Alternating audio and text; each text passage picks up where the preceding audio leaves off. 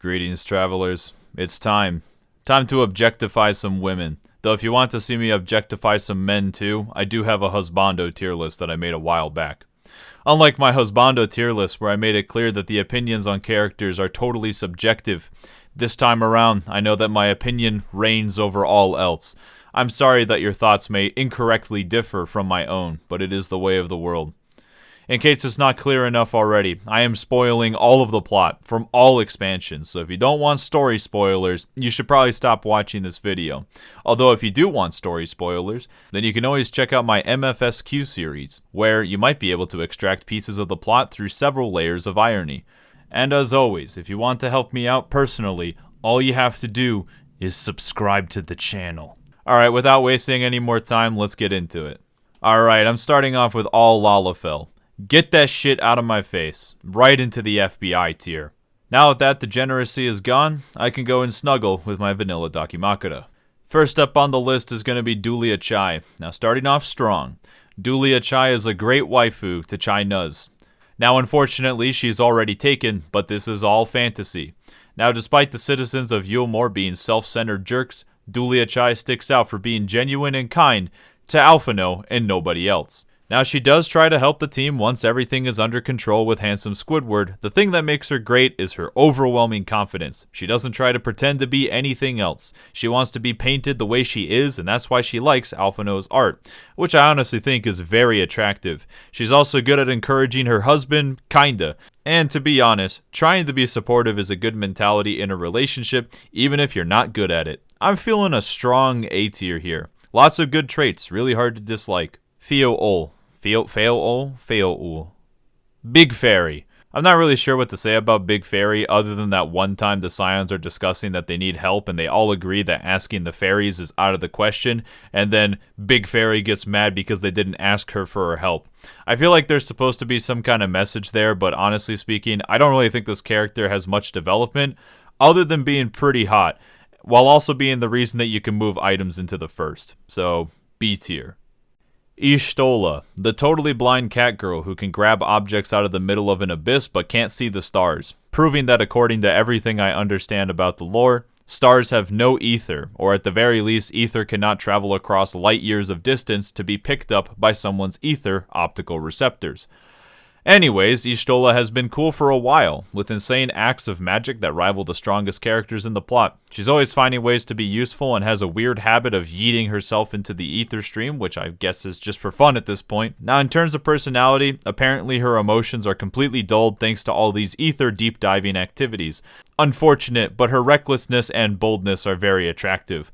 Also, her straightforwardness and lack of tact can be kind of funny, but might end up leaving you a little soul-crushed. And obviously, I do not have a bias towards cat-like characters, so S tier. Yotsuyu. Alright, now we're talking, baby. If there's anything else I need in my life, it's more pain and suffering. Now, I'm only talking about Yotsuyu and not her alter ego. She is a person who at any point could have been shown any sort of kindness and was only ever met with malice. Thus, she truly hates everything around her and is a master of torture and psychological warfare. Meaning there is no way in her current state you could ever have anything resembling a healthy relationship. But if you could have been in a wholesome relationship with her ahead of time, then you're an idiot. Relationships are not there to fix your mental health problems. I do feel bad for her, but come on, this is a clear F tier. Hilda. I only put this character here for looks alone. Yeah, it's a pretty scummy move on my part, but I mean, damn. I do like her personality with being assertive and helping those in need. She doesn't get much screen time in the MSQ, but give her a B tier. Esail. A character who, if you were a dragon, you might be a contender for being in a relationship with her. She's someone who values ideals and struggles to accept reality. Now this does bring up some questions, but I think she wouldn't have good communication skills, which as usual is important to think about. She's very similar to Astinian in many ways, almost as if the writers were trying to tell us something. But you know what? Helping the dragon slay a bunch of innocent civilians really feels like you should lose some serious points. I mean, it's just not a good look. I would say overall she does understand what's important in the end, but it's also hard to judge her now as the writers have removed her from the story completely. C tier. Alize. You might think I dunked on Alize for being the less cute version of Alphino, but I do not mean that in a negative way. What I should call her is the cooler Alphino. Alize is a character that only wants to fight things and use brute force to solve problems. This means that she hates talking and negotiating and just wants to go back to fighting, which I can honestly relate to when parlays aren't even coming close to working and feeling like a massive waste of screen time. I appreciate her straightforward thinking and clear goals. She even has a COBOL as a child, meaning she's already probably a better parent than basically anyone else in this universe. The only thing I don't like about Alize is that she loves swords but plays a caster class that is only a sword user for 4.5 seconds. But she uses that melee combo 24/7. I always wonder where the crazy shit in Duty Roulette comes from, and I think she's partially responsible. Still giving her an S though. Lise. She was an A tier, and then she took her mask off and instantly dropped down a few tiers. Not because she has a bad face, but because her personality feels significantly worse when she started going by the name Lise. Back when she was Ida, she liked punching things, and her screen time was entertaining, making bold moves and succeeding. But then she just kinda doesn't do much in Stormblood, other than put on a dress and blushing when the Warrior of Light sees her. I don't know, I guess if you like some bland things, then Lise would be the way to go. D tier. Merlwib. The big mommy of Final Fantasy XIV. I would say she didn't get a bunch of development, but she did have a decent arc in 5.4. Clearly, she knows how to handle a gun and how to work with groups of criminals to succeed. She also never bought into the conspiracy that the Scions were responsible for a coup, and all of this is pretty solid so far. She even gives a gun to a guy and asks him to shoot her, which I think is pretty relatable. I'd say you really can't get too upset with her, other than the fact that she governs the shithole of Eorzea. A tier. Matoya, finally some real good waifu material. Matoya lives in a cave and hates contact with the outside world. Me too. Despite her hermit-like tendencies, she manages to have vast wisdom about the world and magic, giving players lore drops about how things work. Ah yes, of course, that's how the Ether Stream works. She also always gives Alphino a bunch of chores whenever you meet each other, and you know what? Matoya is just great. We always have to crawl back to her when the Scions realize that magic is confusing, and she never actively refuses these dumb requests but finds ways to mess with everyone as a way to get back at them, while also never revealing her hand for how much she truly knows. I think every time she appears in the plot, it just makes it that much better. An easy S tier. Connie Senna.